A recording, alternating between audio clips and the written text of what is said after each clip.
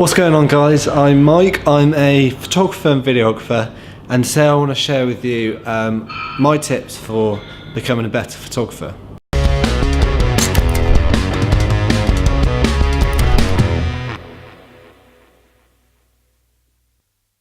So let's move on to my first point, which is quite a simple one. It's just shoot. And I know that sounds really obvious, but by that I mean just go out as much as you can and just practice. Use your camera as much as you can. Fire that shutter so many times, because there's only so much that you can learn from reading a book. You can learn the technical side. You can learn what shutter speed is and aperture and ISO, all that stuff. But in my eyes, the only way that you can get better at the craft of photography, get better at taking photos, get awesome final images, is by going out and just using your camera. Keep shooting. To start with, you might not get the results that you want. I know when I look back at some of the work that I've done in the past, I think it's absolutely terrible, which isn't a bad thing, because if you look at your previous work and you think it's bad, it tends to mean that you've got better, and you're used to seeing what your current work is like and the quality of work that you're producing at the moment. So yeah, that's the first point. Just practice, and you will get better, I promise. Lots of people look at other photographers and wish that they can shoot the type of work that they shoot and the quality of work that they shoot. But what they don't think about is that photographer that they're looking at has got 10, 15, 20 years experience.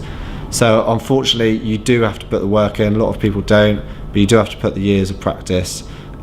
You will get good really quickly, the more that you practice. Again, it comes back to practice. I know I keep going on about it, but that's probably the biggest point that I can make in this video. And if you're doing photography for the right reasons, which it should be because you love making images, then that should just be a joy to do. So let's move on to the second point, which is don't get hung up too much on gear. There's so much awesome gear about now, and to start with, it's really easy to get into the trap of, right, to make this photo that I want to do, or to take awesome photos, I need this £4,000 camera or whatever it may be, but you really don't. To start with, you just want to take photos on whatever you've got handy. Everyone's got a phone these days, and the phones these days have got some pretty awesome cameras. So to start with, maybe just use that, or if you've got a camera at home, practice with that one. But yeah, you don't need the most expensive camera in the world.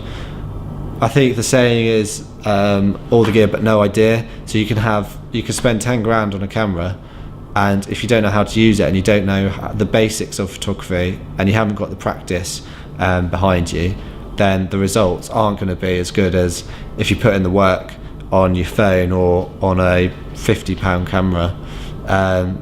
So yeah, that's the second point. Don't get too hung up on gear. So let's move on to my third point, which is find inspiration.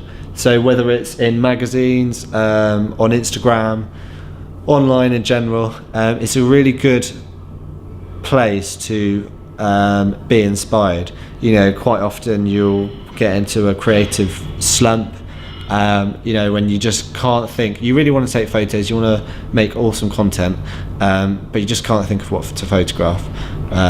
So it's a great place to find work that you love. Say you see someone that's produced a photo that you wish that you could do. Most of the time you can do it.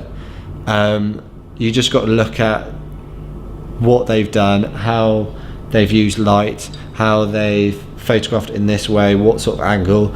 Don't copy their work in the slightest. Just use it as inspiration. Just use those points that you've seen for yourself, which you can then apply to your photography, your future work, your future photo shoots. I hope that makes sense, but it did in my head, so hopefully it came across. So let's move on to the fourth point, which is composition.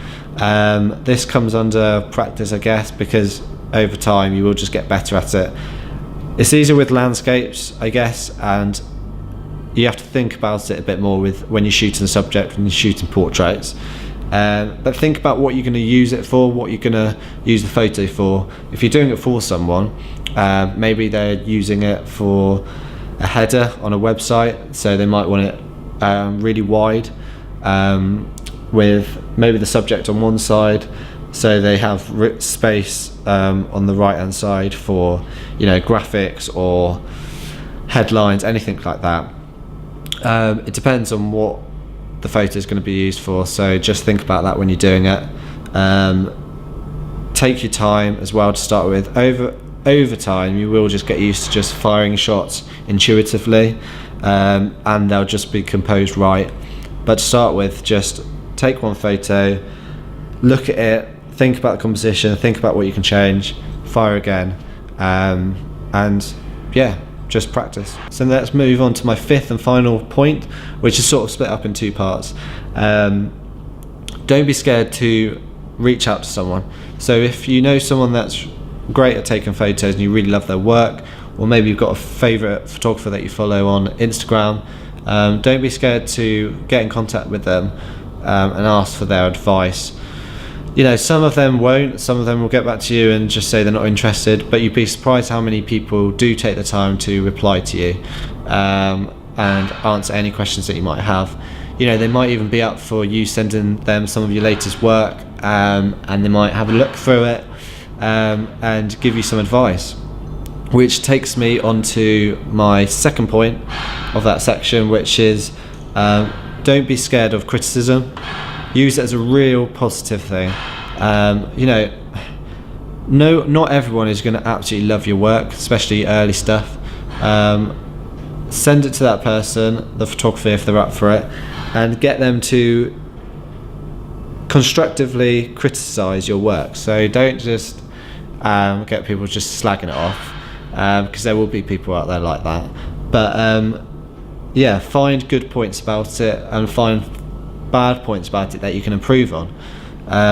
The other side of criticism is obviously if you send your work to an agency or send it to brands, or you just send it to someone in general to get work, you're not always going to get people, you know, replying saying, "Oh, I love your work, I want to give you lots of money to produce photos for us." You're not going to do that. It's going to take practice, and yeah, just don't take it to heart. Over time you will just get better at it, and yeah, so that's about it, guys. I hope you enjoyed this video. If you did, give it a thumbs up, subscribe for more videos to come, comment below if you can think of anything else that you want me to talk about, and I'll see you in the next video. Cheers, guys.